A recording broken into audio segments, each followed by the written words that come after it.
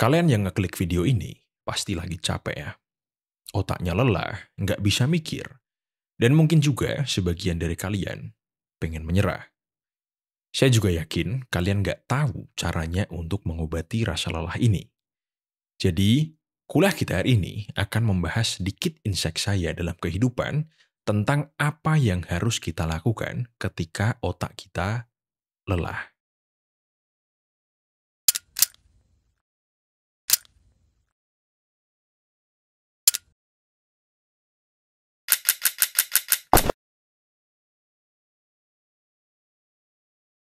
Sebelum masuk ke materi, saya ingin sedikit cerita dulu tentang pengalaman salah satu teman saya.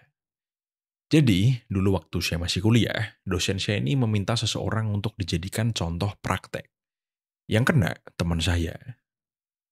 Teman saya ini anak tunggal dan waktu dia masih kecil, katakanlah masih SD, pada suatu hari orang tuanya ini berantem.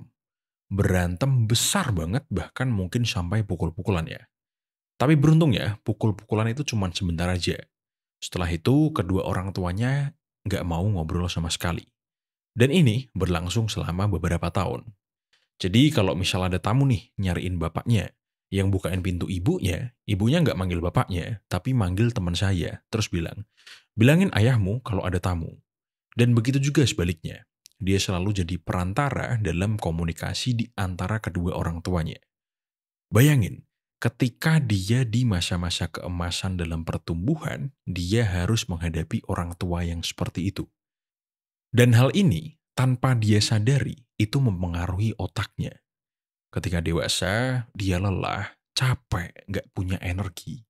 Dia bertanya-tanya kenapa orang tuanya seperti itu dan kenapa orang tua teman-temannya tidak seperti itu. Dia ingin disayang, dia ingin diperhatikan, dan dia juga ingin didengar. Jelas dong, orang tua yang seperti itu nggak mungkin mau dengerin anaknya kalau cerita. Wong sama pasangannya aja komunikasinya jelek. Nah, situasi itu yang membuat teman saya nggak bisa perform atau nggak bisa berfungsi dengan maksimal dalam kehidupan. Dia nggak bisa perform aja, dia bisa masuk ke univ top di Indonesia. Bayangkan kalau dia bisa perform. Oke, jadi ketika kita lelah, kita ini akan kesulitan untuk menjadi versi terbaik diri kita. Loh, kok bisa Pak? Kita bisa kerja, kita bisa fokus, kan kembali ke diri kita masing-masing Pak. Kalau ada orang yang nggak semangat, nggak mau kerja, nggak mau belajar, itu ya tandanya dia malas aja. Alasan doang orang yang bilang capek itu. Kalau ada orang yang ngomong kayak gitu, pukul aja mulutnya. Oke, kelelahan otak itu nyata adanya. Dan ketika otak kita lelah, kita akan kehilangan beberapa kemampuan, yaitu kemampuan untuk fokus, kemampuan untuk meregulasi emosi kita, kreativitas, insting, dan kemampuan untuk mengambil keputusan yang tepat. Dan ketika ini terjadi dalam waktu yang lama, kita akan mudah terdistraksi, jadi impulsif, kehilangan relasi dengan orang-orang. Ya simpel aja, karena kita capek, kita jadi malas bersosialisasi. Kita kehilangan tujuan, hilang arah, dan yang paling berpengaruh, kita nggak akan bisa mengambil keputusan dengan bijak. Jadi, orang-orang yang memiliki sifat yang saya sebutkan tadi, belum tentu dia ini pemalas, atau bahkan goblok. Belum tentu. Simpel aja, mungkin otaknya lagi capek. Lalu, setelah mengalami apa yang saya sebutkan tadi, dia akan mulai sering merasakan stres. Jadi gampang sakit dan ilang-ilangan. Dan ini terjadi ke salah satu karyawan saya dulu. Sebut aja Mawar. Mawar ini anak muda fresh graduate yang masuk ke perusahaan saya. Dari awal masuk, dia sangat high perform. Semua kerjaan yang dilempar ke dia selesaikan dengan luar biasa. Bahkan saya bisa melihat bibit-bibit calon manusia super dari Mawar. Dan karena dia selalu berprestasi, saya naikin jabatan dia. Saya pindahkan dia ke divisi yang lebih oke. Tapi ternyata setelah naik jabatan, dia nggak bisa perform. Dia sering ngeblank, dia nggak bisa produktif, dan dia nggak bisa menyelesaikan kerjaannya dengan baik. Saking nggak performnya dia, HRD saya sampai mempertimbangkan untuk mecat Mawar. Tapi saya bilang ke HRD buat ngasih Mawar kesempatan lagi. Lalu HRD saya pun datang nemuin Mawar. Dia bilang ke Mawar, Mawar, mungkin kamu nggak bisa cerita kamu lagi ada masalah apa di kehidupanmu. Tapi kalau kamu butuh cuti atau butuh relax dulu, kita bisa ngurangin kerjaan kamu. Menurut kalian, langkah HRD saya ini benar apa enggak? Ternyata, enggak benar. Kenapa? Karena setelah itu, Mawar malah tambah nggak perform. HRD saya pun bingung, karena dia ngerasa dia udah ngelakukan treatment terbaik menurut dia dengan memberikan cuti dan ngurangin beban kerjaannya. Setelah itu, HRD saya lapor ke saya.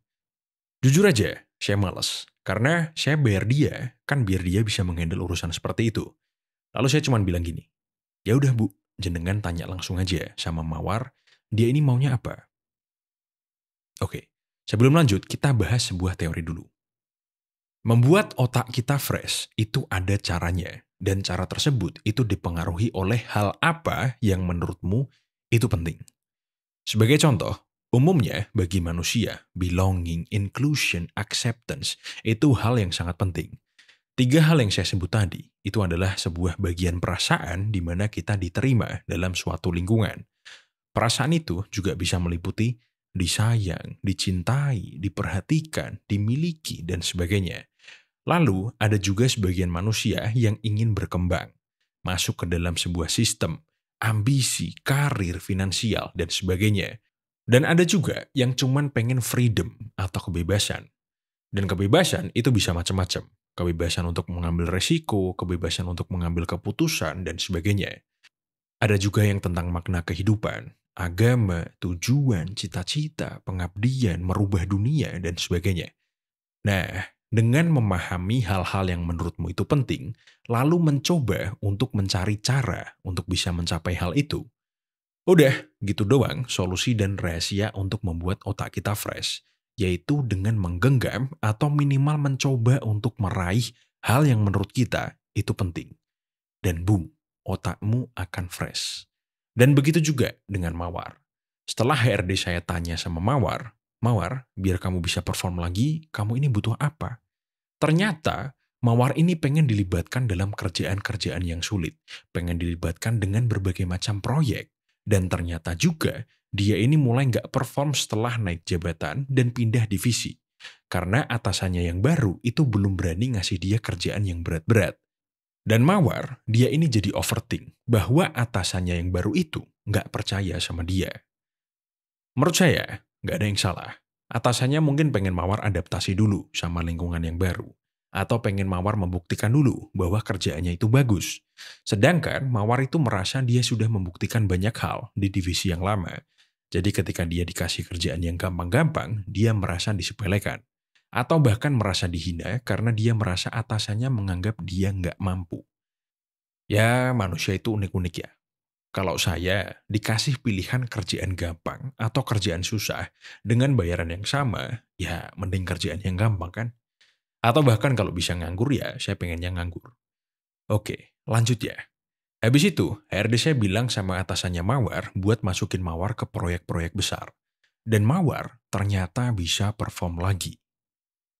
Jadi, ketika kita bisa menemukan dan memahami hal-hal yang penting di kehidupan kita akan mulai melihat banyak sekali posibilitas atau kemungkinan-kemungkinan yang bisa membuat waktu, energi, dan kehidupan kita itu lebih bermakna. Pak, saya masih nggak paham. Kok kayaknya simpel banget solusinya? Ya, saya persimpel karena biar lebih mudah dipahami. Tapi kalau kalian pengen pembahasan yang lebih ribet, oke, saya kasih. Kita pakai contoh orang yang menganggap koneksi dengan orang lain itu adalah hal yang penting. Menurut para peneliti, ketika dua manusia melakukan sebuah kontak atau koneksi yang positif, itu akan memunculkan hormon yang namanya oksitosin.